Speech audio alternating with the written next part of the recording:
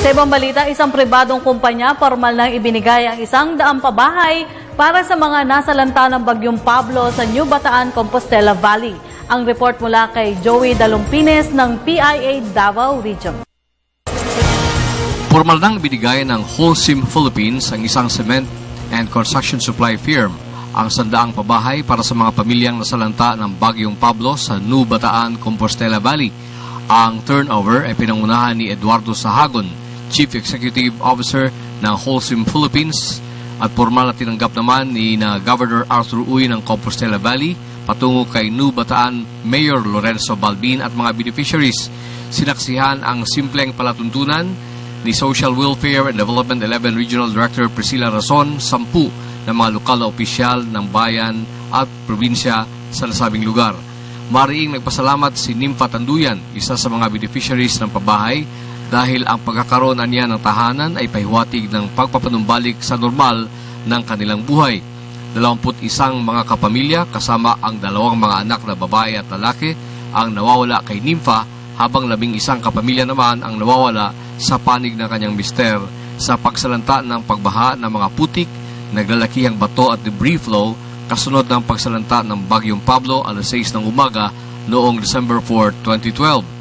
Mensahe niya sa pagkakaroon ng pagkalalaki ang magiging matapat at mabuti sa kapwa sa lahat ng pagkakataon. Naabot ako, naapunitan ko sa Proctor, akong anak sa Proc City ang isa, ang 2 ko kaanak, kuha na yun may kakita, ambot asara. Pinuri naman ni Priscilla Razon, Director ng DSWD-11, ang mga beneficiaries na kabalikat ng Holcim Philippines sa pagpapatayo ng kanilang mga bagong bahay. Aniya, binigyan muna ng pagsasanay ang mga biktima ng bagyo sa pagkakarpentero, masonry at basic electrical works bago sila tumulong sa pagsasagawa ng mga pabahay. Nagresulta niya ito sa magandang pamayanan ng mga dati ay biktima ng kalamidad. I appreciate the efforts put in by the beneficiaries because the survivors themselves took part in the building of their houses. They underwent series of training in carpentry, masonry, electricals, at iba yung pakiramdam that you have a stake in this house. Masaya naman si Governor Arthur Uy ng Compostela Valley at sinabing ang pagbibigay ng pabahay ay pahiwatig ng pagbabalik normal sa kalagayan ng mga mamamayan. Pinuri niya Holcim Philippines sa ginawang pagtulong sa mga biktima ng bagyo.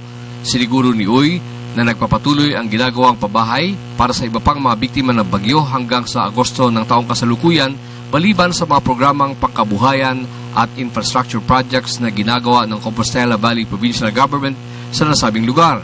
Tinatayang 26,000 mga tahanan ang nasira ng bagyo sa bayan pa lamang ng New Bataan.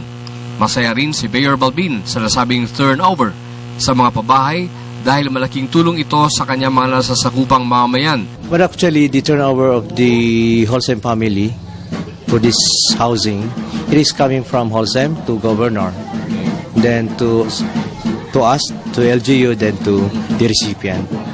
So, but actually, I'm very much thankful with the Holcim family.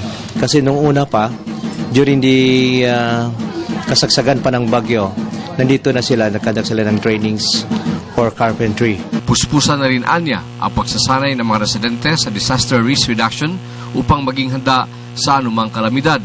Sa kabuuan, umabot sa 4,000 mga kabahayan na ang naitayo ng pamahalaan, Red Cross, para sa mga mamayang nasalanta ng bagyo. Sa kanyang panig, sinabi ni Zita Balugo, Plant Manager ng Holcim Davao, na ang mga pabahay ay papapakita ng matapat na corporate social responsibility ng kanilang kumpanya. Siniguro niyang pulido ang pagkakagawa ng mga pabahay at angkop na tirhan ng mga beneficiaries. Konkreto ang bubong ng nasabing mga pabahay na unang ginamit ng Holcim Philippines sa bagong pamayanan ng mga biktima ng Bagyong Pablo sa New Bataan, Compostela Valley. Ito yung part of the corporate activities of Holcim Philippines to help out, reach out kung sino yung nangangailangan. Hindi lang sa mga tulong na pagkain or financial, but to make it sustainable. So it's the houses, and this is not only 100 houses. The structure with which we built it is by way of bigyan mo ng capacity yung mga tao na sabihin nating beneficiaries. Para sa Telebisyon ng Bayan, Joey Sam Dalumpines ng Philippine Information Agency Davao Region, nag-uulat.